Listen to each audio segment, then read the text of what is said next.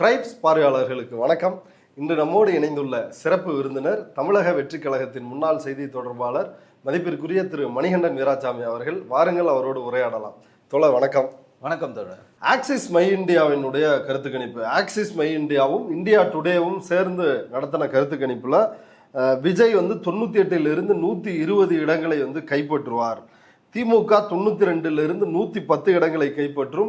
அதிமுக 22 32 இடங்களை கைப்பற்றுவார்கள். அதாவது விஜய் ஆட்சி அமைப்பார் அப்படின்னு நேற்று பிரதீப் குப்தா இந்தியா டுடேல உட்காந்து பேசினாரு. அதை எல்லாரும் பார்த்தாங்க.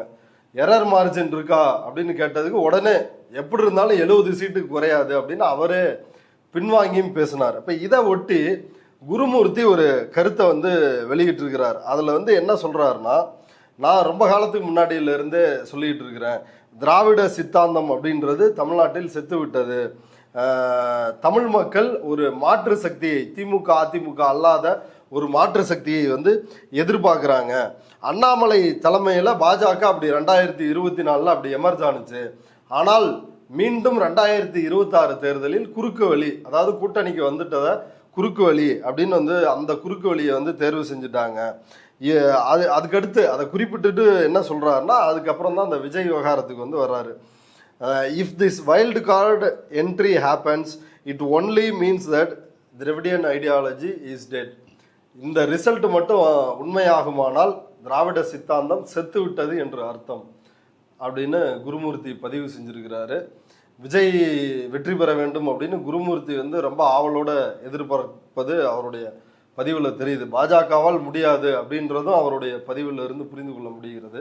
இது பற்றி நீங்க என்ன கருதுறீங்க? வெகு காலமாக இந்த திராவிட சித்தாந்தத்தை வெளியேற்றணும்னு சொல்லிட்டு பல்வேறு காலகட்டங்களாக வேலை செஞ்சுட்டே இருக்காங்க. அதனால தான் பார்த்தீங்கன்னா உங்களுக்கு குலக்கல்வியில் ஆரம்பிச்சு இவங்க எல்லாமே பண்ணுவாங்க. தெருக்கல்ல மும்மொழி கல்வி, இந்தி கல்வி எல்லாமே நவீனமா அவங்க திருச்சிட்டே இருப்பாங்க. கும்புரம் சாமின்னு சொல்லி இருந்த இடத்துல அக்கல்ல துண்டு வச்சுட்டு இருந்த சமூகத்தை ஒட்டுமொத்தமாக இங்கே இந்த திராவிடன் ஐடியாலஜி பார்த்தீங்கன்னா மேல் நோக்கி நகர்த்திருக்கு.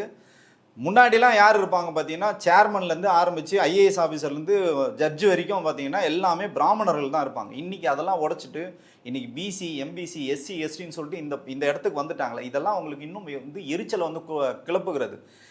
இது எங்க நடக்குதுன்னு பாத்தீங்கன்னா தமிழ்நாட்டில் மட்டும்தான் நடக்குது. இன்னும் நீங்க வட இந்தியாவில் போனீங்கன்னா ஒரு மேனேஜர் அண்ட் அபோவ் கேட்டகரியே பாத்தீங்கன்னா உங்களுக்கு சர்மா, சாஸ்திரி இந்த மாதிரி ஆட்கள் தான் இருப்பாங்க. ஒரு நார்மலான ஆட்கள் யாருமே இருக்க மாட்டாங்க. அதனால தான் பார்த்தீங்கன்னா அவங்க பேருக்கு பின்னாடி சாதிகளை சொருவிட்டு இருப்பாங்க.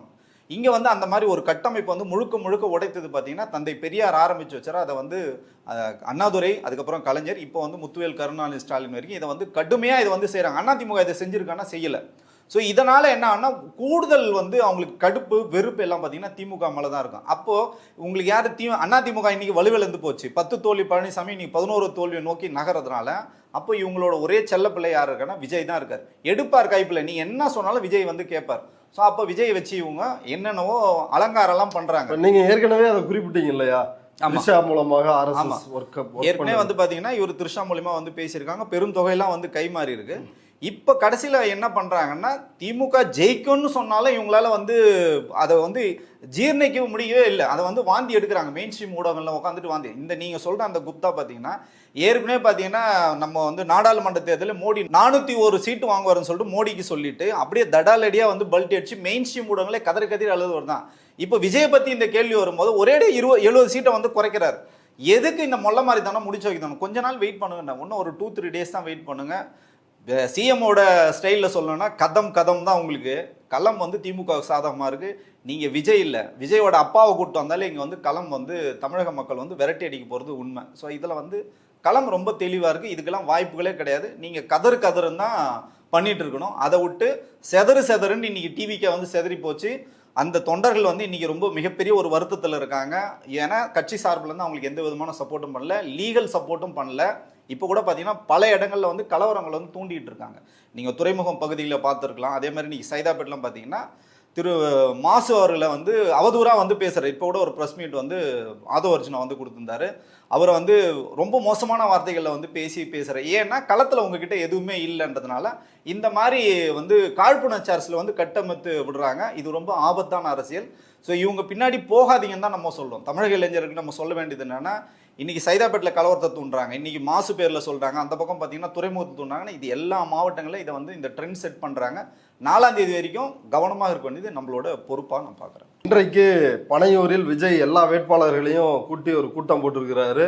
மே 4ஆம் தேதி அன்னைக்கு ரிசல்ட் வந்த உடனே எத்தனை மணி ஆனாலும் நீங்கள் எல்லாம் பனையூருக்கு வந்தே ஆகணும், என்ன சந்திக்காமல் இருக்கவே கூடாதுன்னு ஒரு அதிரடி உத்தரவை வந்து போட்டிருக்கிறாரு. என்னதான் கருத்து கணிப்புகள் வந்து விஜய்க்கு எதிராக இருந்தாலும் ஆக்சிஸ் மை இந்தியாவோட கருத்து கணிப்பு, இந்தியா டுடேவனுடைய கருத்து கணிப்பு விஜய்க்கு ஆதரவா இருக்குது. 98ல இருந்து 120 இடங்கள் கைப்பற்றுவார்ன்றது. இன்னைக்கு வந்திருக்கிற டுடேஸ் சாணக்கியா அவங்க டிவிகேவுக்கு 74 இடங்களையும் அதிமுகவுக்கு 56 இடங்களையும் வந்து கொடுக்குறாங்க. தொங்கும் சட்டசபை வந்து உருவாக போகிறது, விஜய் வந்து தனிப்பெரும்பான்மையுடன் ஆட்சியை பிடிப்பார்னு 2 கருத்து கணிப்பு இருக்குது. மூன்றாவதாக இன்றைக்கு பத்திரிகையாளர்களை சந்தித்த செங்கோட்டையன் 200 தொகுதிகளில் விசில் புரட்சி வந்து வெடிக்க போகுது, உலகமே ஆச்சரியப்பட போகிறது அப்படின்றத சொல்லிருக்கிறாரு. உங்களுடைய நெருங்கிய நண்பர் ராதன் பண்டிட் செய்தி தொடர்பாளர் அவர் என்ன சொல்றாருன்னா, மினிமம் 140 மேக்சிமம் 170 45% வாக்குகள் விஜய் ஆட்சி அமைத்தே தீர்வார். 50 மடங்கு நான் சொல்றேன், 50 முறை நான் அடிச்சு சொல்ல முடியும். அவருக்கு வந்து சுக்கிர திசையும் குரு திசையும் வந்து உச்சத்தில் இருக்குது அப்படின்றாரு. என்ன நடக்குது பனையூர்ல, என்ன ரிசல்ட்டில் இதெல்லாம் பிரதிபலிக்குமா? தேர்தல் ஜனநாயகம் அப்படின்னு ஒன்று இருக்குது. தேர்தல் ஜனநாயகம் என்னன்னு பார்த்தீங்கன்னா, நீங்கள் மக்களை போய் சந்திக்கணும், மக்கள்கிட்ட வாக்கு வந்து கேட்கணும், நீங்கள் என்ன வந்து மக்களுக்கு செய்ய போகிறீங்கன்றது அதை சொல்லி தான் மக்கள்கிட்ட வாக்கே வந்து வாங்கணும். அந்த மாதிரி நீங்கள் எந்த விதமான வேலைகளும் வந்து செய்யலை.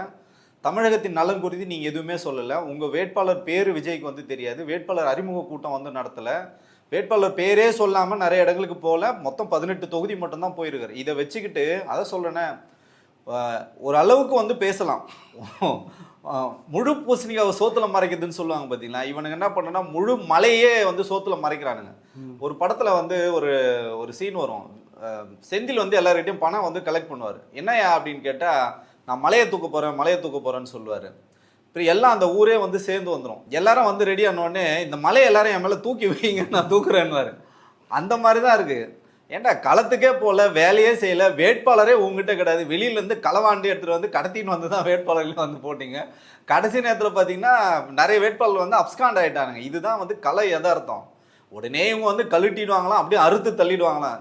உள்ளபடியே எனக்கு சொல்கிறேன், இதெல்லாம் பார்க்கும்போது நமக்கு வந்து சிரிப்பு தான் வருது. எனக்கு எல்லாம் சீரியஸாக பேசிகிட்டு இருக்காங்க இந்த கருத்து கணிப்புலாம் சொல்லிட்டு. இது கருத்து திணிப்பு. இதெல்லாம் யார் பண்ணுறாங்கன்னா, இதெல்லாம் யாருன்னா வட இந்திய ஊடகங்கள் தான் அதிகமாக இதை வந்து விஜய் வந்து தூக்கி பிடிக்குது. இது ஏற்கனவே அவங்களுக்கு கொடுத்த அசைன்மெண்ட். நம்ம என்ன சொல்கிறோன்னா, எலெக்ஷன் முடிஞ்சதுக்கப்புறம் நிம்மதியாக நம்ம எங்கே பொண்டாட்டி பிள்ளைய பார்க்கலான்னு பார்த்தோட விடாமல் யூடியூப் சேனலாக ஊடகங்களை உட்காந்து இந்த மாதிரி பேச வச்சுட்டாங்களே நமக்கு வருத்தம். அதை தாண்டி இங்கே எதுவுமே கிடையாது. ஒரே ஒன்று தான் இப்போவும் சொல்கிறேன், நான் விஜய் வந்து குறை மதிப்பீடு பண்ணல, விஜய்க்கு வந்து மக்கள் ஓட்டு போட்டுன்னு சொல்கிறாங்க. எதன் அடிப்படை சொல்கிறாங்கன்னு பார்த்தீங்கன்னா, வீடு ஃபுல்லாக வந்து பார்த்தீங்கன்னா அணில் கூட்டமாக இருக்குது. அப்பா அம்மா வந்து மிரட்டுறானுங்க, தாத்தா பாட்டியை வந்து மிரட்டுறானுங்க, நீ விசிலுக்கு தான் ஓட்டு போடணும்னு. அதெல்லாம் என்ன பண்ணுறாங்கன்னா, அவங்க சைலண்ட்டாக போய் திமுக அதிமுக ஓட்டு போட்டு இங்கே வந்து என்ன சொல்கிறாங்கன்னா, தம்பி நான் விசிலுக்கு தான் போட்டேன் அப்படின்னு சொல்லிட்டு கற்பூரம் அடிச்சுலாம் சத்தியம் வாங்குறாங்க. அவங்களுக்கு வந்து தெரியும், இவர் சொன்னார்ல விஜய் எல்லார் வீட்லையும் ஒரு விஜய் இருக்கான்னு. அப்படிலாம் கிடையாது. ஸ்டாலின் எல்லார் வீட்லையும் இருக்கார். ஏன்னா திட்டங்களாக இருக்கார். மகளிர் உதவி தொழில் ஆரம்பித்து நீங்கள் மாணவர் நலன் வரைக்கும் நீங்கள் எதை எடுத்தாலும் சரி, அவங்க வந்து ஸ்டாலின் வந்து நல்ல திட்டங்களாக உள்ள இருக்கிறதுனால அவங்க ஸ்டாலினுக்கு ஓட்டு போட்டிருக்காங்க. எக்ஸிட் போலில் வந்து என்ன பண்ணுவாங்கன்னா, வாக்காளர்கள் நீங்கள் சந்தித்து கேட்கும்போது என்ன சொல்லுவாங்கன்னா, ஆமாங்க நான் டிவிக்கு தான் போட்டேன்னு சொல்லுவாங்க. அதனால இவங்க அதை வச்சுக்கிட்டு இவங்க என்ன கொஞ்சம் பில்டப் பண்ணி அதிகமாக சொல்கிறாங்க. அதை தாண்டி களத்தில் எதுவுமே இல்லை. எப்போதும் போல் முழு சக்தியோட, இன்னும் சொல்ல போனால் கடந்த முறையோட அதிகமான சீட்டு ஷேரிங் வந்து அதிகமாக திமுக வந்து எடுத்திருக்கு. 180லேருந்து 200 சீட்டு வரைக்கும் திமுக வர்றதுக்கான வாய்ப்புகள் இருக்குது. கூட்டணி கட்சிகள் வந்து ஆதரவே இல்லாமல் தனிப்பெரும்பான்மையாக வந்து திமுக ஆட்சி அமைக்கும். இதுதான் வந்து கலை யதார்த்தம். இந்த பக்கம் பார்த்தீங்கன்னா டிவிகேக்கு ஓட் ஷேரிங் வந்து வந்திருக்கு. அந்த ஷேரிங் எங்கேருந்து வந்து பார்த்தீங்கன்னா அதிமுகலேருந்து உருவி இருக்காரு, நாம் தமிழ்லேருந்து உருவி இருக்காரு. இதை தான் நடந்திருக்கு. அப்கோர்ஸ் வந்து ஒரு 2% 3% திமுகலேருந்து விஜய்க்கு போயிருக்கும். அதை தாண்டி இவங்களுக்கு எந்த விதமான வாய்ப்புகளும் வந்து கிடையாது. இவங்க சொல்கிற மாதிரி அவர் இவ்வளோ சீட்டு வின் பண்ணுவார்னா 30% மேலே எடுக்கணும். ஓவராலே விஜய் அவ்வளோ வந்து கிடையாது. 10லேருந்து 12% தான் நீங்கள் எடுப்பீங்க.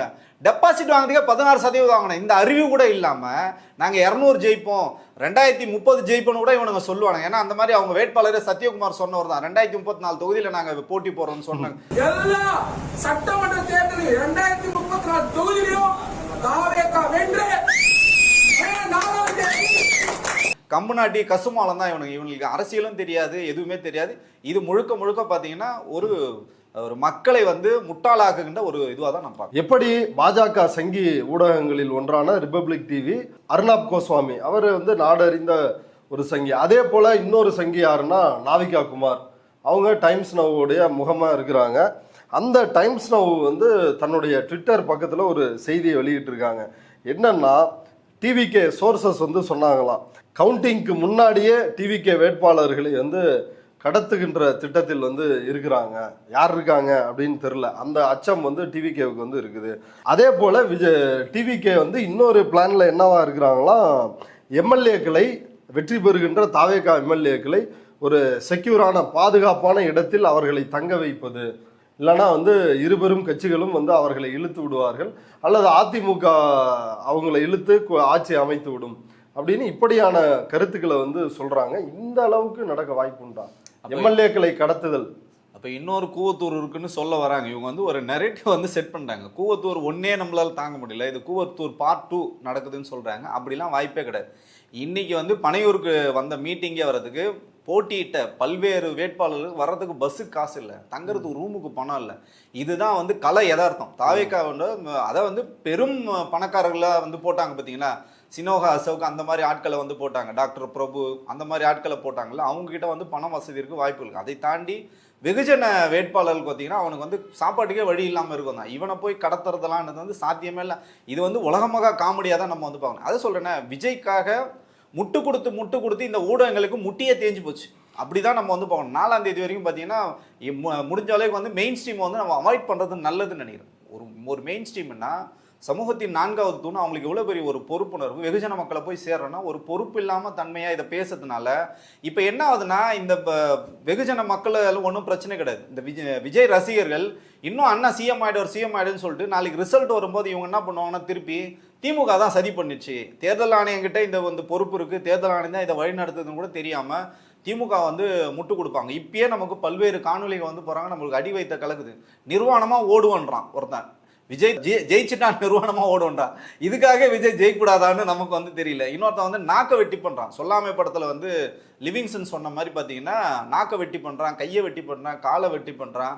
இதுக்கு நம்ம என்ன சொல்கிறோன்னா, மனநல மருத்துவரை வந்து நீங்கள் பார்க்குறது நல்லது. அதுக்கு வந்து தமிழக அரசாங்கம் வந்து ஏற்கனவே பார்த்தீங்கன்னா தற்கொலை எண்ணம் வந்ததுன்னா அதுக்கு ஒரு டோல் ஃப்ரீ நம்பர் இருக்குது. இது வந்து உங்கள் அக்கௌண்ட்டில் வந்து உங்கள் ஃபோனில் வந்து பேலன்ஸ் இருக்கணும் கூட அவசியம் கிடையாது.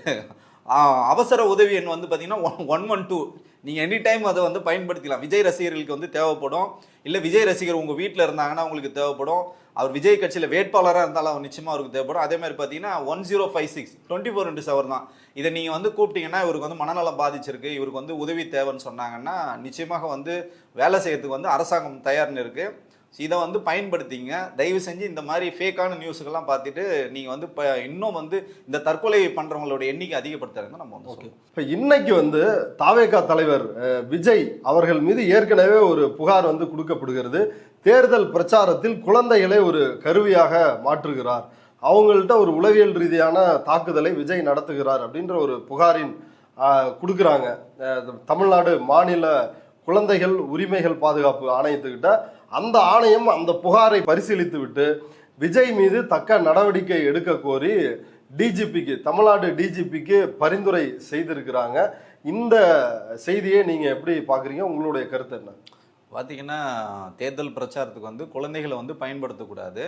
அது வந்து தேர்தல் விதிமுறை சட்டத்திலையும் இருக்குது, இந்திய சட்டத்திலையும் வந்து இருக்குது. அதனால தான் பார்த்தீங்கன்னா இந்த புகார் வந்து பார்த்தீங்கன்னா Tamil Nadu commission for protection for child rights இவங்க தான் வந்து கொடுத்துருக்காங்க, காவல்துறை தலைவருக்கு வந்து கொடுத்துருக்காங்க.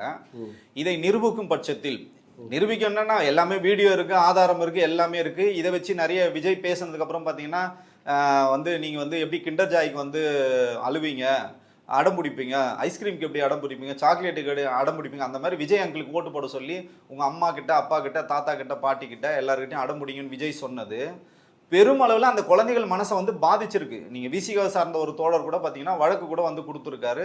நிறைய குழந்தைகள், எனக்கு தெரிஞ்ச நண்பர்கள் வீட்டிலே பார்த்தீங்கன்னா நிறைய குழந்தைகள் இன்னமும் வந்து இந்த மாதிரி மனநிலையை விட்டு தாண்டியே வராது. இதுக்கு பார்த்தீங்கன்னா அதிகபட்சமாக பார்த்தீங்கன்னா ஜேஜே ஆக்ட்னு சொல்லுவாங்க, 2015 செக்ஷன் 83 பிரகாரம் வந்து குழந்தைகள் எக்ஸ்பாலினேஷன், அதாவது வந்து பார்த்தீங்கன்னா எக்ஸ்பாலினேஷனில் பிரகாரம் அவருக்கு வந்து 3 வருஷம் தண்டனையும் 3 வருஷத்துலேருந்து 5 வருஷம் வந்து கொடுக்கலாம்.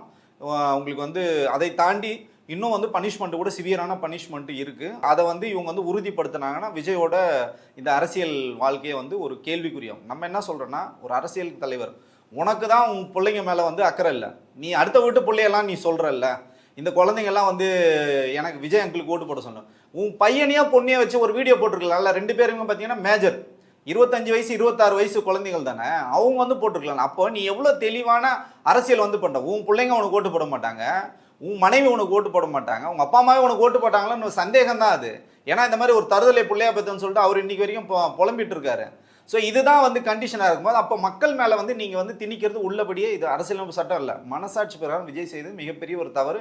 மற்ற வழக்குலேருந்து அவர் தப்பிச்சிடலாம். இப்போ அவர் வந்து ஏற்கனவே விவாகரத்து வழக்கு இருக்குது, அதுக்கப்புறம் நிறைய இந்த தேர்தலே பார்த்தீங்கன்னா நிறைய வழக்கு இருக்குது. ஆனால் இந்த வழக்கில் வந்து நிச்சயமாக அவர் வந்து தப்பிக்கிறதுக்கான வாய்ப்புகள் இல்லை. நிச்சயமாக இது வந்து சிறை செல்லத்துக்கான 100% வாய்ப்பு. ஓகே தோழர், இவ்வளவு நேரம் நம்முடைய பார்வையாளர்களுக்காக உங்களுடைய நேரத்தையும் கருத்துக்களையும் பகிர்ந்தது ரொம்ப நன்றி. நன்றி.